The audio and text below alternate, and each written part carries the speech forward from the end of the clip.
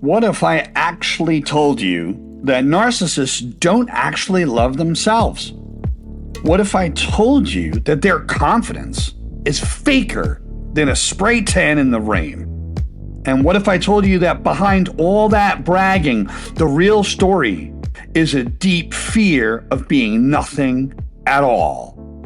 Welcome to Voices of Victory. We are going to break it down, and this is going to be one bee's nest I smack with a stick.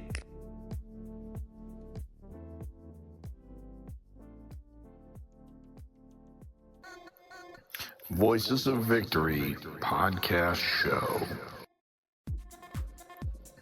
Voices of Victory podcast show. It is now time for the Voices of Victory podcast show. Ladies and gentlemen, Mario Di Leone.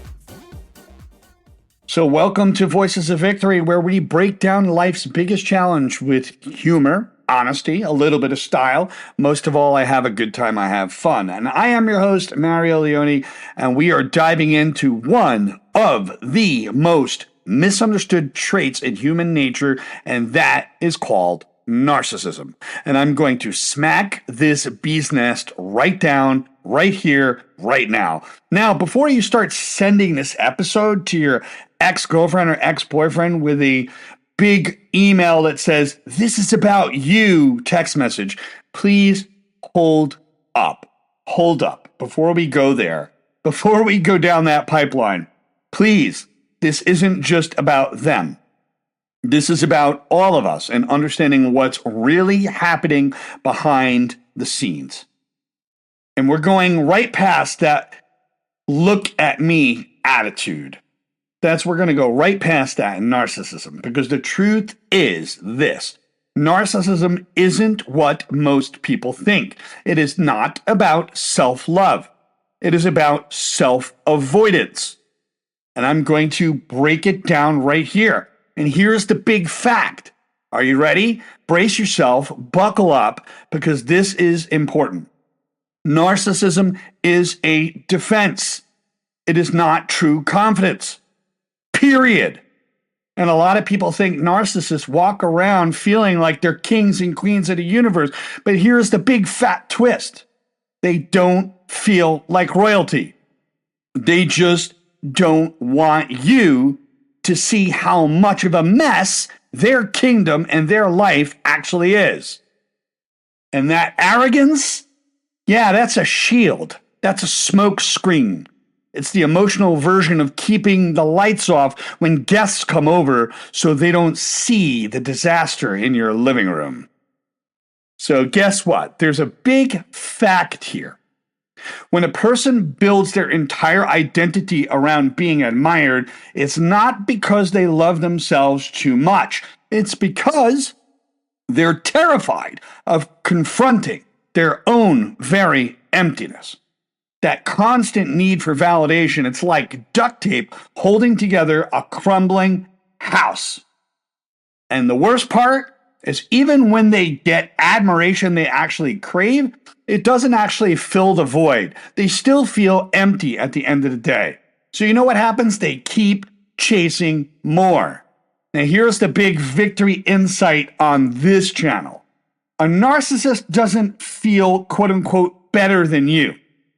They just can't afford to feel like themselves. That's what's to be understood. Narcissists depend on other people to bolster their identity, because that's how frail their identity actually is.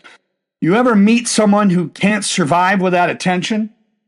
Like, if they were stranded on an island with no Wi-Fi, they'd start to compliment their own reflection just to stay relevant. That's a narcissist in a nutshell. They don't have a solid sense of self.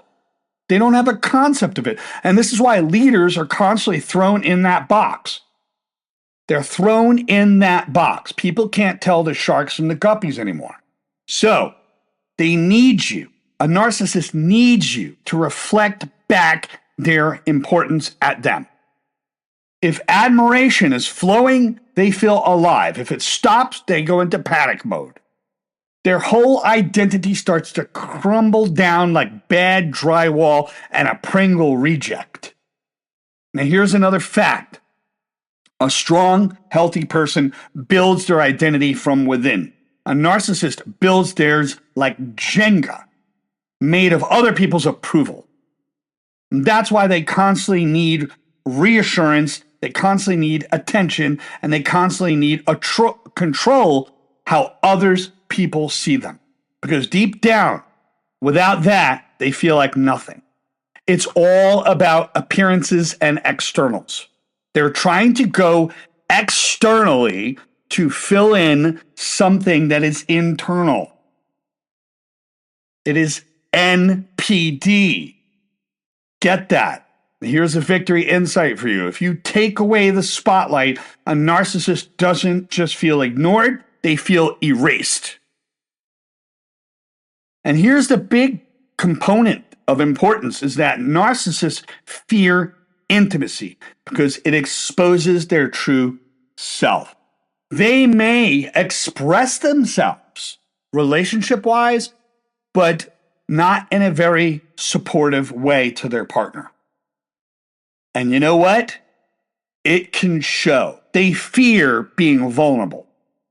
They fear vulnerability. And part of being intimate requires a sense of vulnerability. To some degree, you have to be vulnerable with your partner. And being vulnerable means start to express yourself, those parts of you that feel hard and difficult.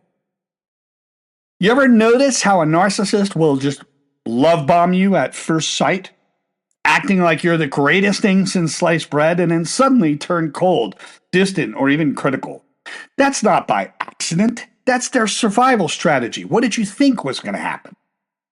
Real intimacy requires vulnerability, and vulnerability is like kryptonite to a narcissist. Instead of getting closer, they push people away. The moment that things get real, they push people away. Why? Because the more you see them up close, the harder it is for them to keep the illusion going. The more you discover the authentic nature, the more they have to put up a smokescreen. So here's a big fact. When someone has a solid, secure identity, they don't fear being seen. But when your whole life is a performance, then the last thing you want is someone seeing the backstage or getting to know the true you. That's why narcissists sabotage.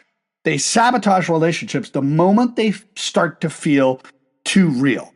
When things start getting real, they start getting terrified. They start to backpedal on their commitment. And if they don't backpedal on their commitment and they decide to go forward, it could mean that as they're progressing forward, they're approaching things in a very transactional way. Here's the victory insight. Narcissists want connection, but they fear exposure. So guess what? They only engage in relationships that they could actually control. It's that simple. So this whole idea of superiority as an illusion, that's what it is. This whole concept. It's an illusion. This thought of, oh, I'm superior to this. No. So you ever notice that the loudest, most self-important people in the room are often the ones trying the hardest to prove something? That's because narcissistic false confidence is as real as a knockoff designer bag. It looks good from a distance, but up close, the seams are falling apart. And they act larger than life because deep down inside, they feel small. And that is the biggest problem, is we see people in society now. We see somebody's confident, truly confident, authentically confident. And because it threatens, that confidence can threaten the identity of other people, they'll point the finger. They'll say, no, they're a narcissist. You know why? Because they're pointing a finger from inadequacy. And they can no longer tell the sharks from the guppies. They can no longer tell the confidence from the narcissism. So you got to understand, a narcissist is literally going to overcompensate. because they are running from their own unworthiness. So here's a fact. A person with true self-worth doesn't need to prove it to anyone, period. But a narcissist, they can't stop proving it because they actually don't believe it themselves. It's almost like people do indeed lie to themselves to keep up with the reality that they want to perpetuate. It's all about an idea called impression management. Now, impression management is really coming from the way text messages are delivered. But when it comes from a narcissist, they're trying to manage their facade. So here's a victory insight. The louder the narcissist boasts, the more fragile their inner world truly is. So what this really means for us, what should we understand from today's show? Because this changes everything. It is not about hating narcissists, first off. It's about seeing through the illusion so you don't fall for it. All right? It's understanding patterns, period. So if you've ever been hurt by a narcissist, remember, their behavior wasn't about you. It was about their own battle with themselves. Now, if you've ever caught yourself chasing external validation, you've got to ask yourself, is this real confidence? Or am I just trying to fill an empty space, a little void that I grew up with? Because everybody has a lens in which they see the world, and a narcissist has a very specific lens.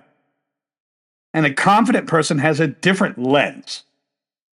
So the final concept here is that if you really want to win in life, don't build your identity on admiration. Build it on truth. So allow me to really break down how narcissism is weaponized. It's truly weaponized. It's weaponized against truly confident people. It is a projection of insecurity, where narcissists often project their own self-doubt onto confident individuals. So when someone shines bright authentically, the narcissist sees it as a threat, not inspiration. The narcissist has a few concepts behind them. They're insecure, they're threatened, their identity becomes threatened, and they get very competitive against a truly confident person. Matter of fact, they'll find a confident person to be a threat. Now, with confident people, it's completely different. They're secure, they're grounded, they're inspired. But here's the thing. The whole concept of a narcissism is to gaslight people, right? It's all about gaslighting. We know that. But narcissists subtly undermine others' achievements with sarcasm, dismissiveness, or manipulation. And it makes confident people second guess themselves. Now, some keywords that are literally wrapped around narcissism is controlling and deceptive. Where the confident person is self-aware, emotionally intelligent, introspective.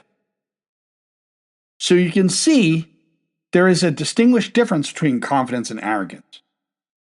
You could have a confident leader who makes the mistake of being over arrogant because he's had a bad day and he'll get pegged for a narcissist, which is completely unfair. And that's the thing. That's what social media is doing. It's creating those cognitive biases. It's constantly doing that. And you know who suffers? People in leadership suffer. They're the ones that suffer. So authentic confidence is not born of ego or arrogance. Let's get that straight. Narcissists are jealous, accusatory, and very critical. Where the confident person is humble, self-assured, and has a balanced sense of self. Where the narcissist will use victimhood to gain power. So you got to remember there's weaponized narcissism, and guess what? Even empathy from a narcissist can also be weaponized. They do it to gain sympathy. They want to play a victim card, and they want to paint the confident person as the aggressor. So that's the thing. When a fight goes down between a confident person and a narcissist, the narcissist will literally become the victim. I'm such a bad person. And it'll just keep repeating that over. I'm such a bad person. Yeah, I'm so wrong, And that's what happens. There's no accountability. So that's what's important to understand, is that confidence and narcissism are indeed different. The narcissist will have false humility. The confident person will have true humility. That's another thing. It's extremely hard for a narcissist to have genuine humility. I want you to understand that. So false humility is kind of like, it's like a chameleon putting up a different shade. Now, we have to break it all down. There's the core difference. The core difference is that narcissists need validation, they're validation seeking, and they're manipulative. And they're threatened by the success of others. They're also image focused. They lack empathy, they lack humility, and they blame others, and they have a very fragile ego. A confident person is self-validating. They don't need the validation of anybody. They're emotionally aware. They're secure in their own successes. They understand they make mistakes, and they can actually be transparent about those mistakes. They're authenticity focused, which means they're no longer hiding parts of who they are. They have a strong sense of humility and empathy, and they take responsibility. And most of all, they're resilient. And that's all I'm going to say on this show. So that's it for today. I hope you enjoyed today's episode of Voices of Victory. If you found this episode helpful, please, please, please, please share it with somebody who needs to hear it. And no, I'm not saying send it to your ex-boyfriend or ex-girlfriend, but hey, if you do, you do. I'm Mario Leone, and I'll see you next time. Take care. Until then, stay real, stay strong, stay victorious, and most of all, watch your psychology and take good care of yourself.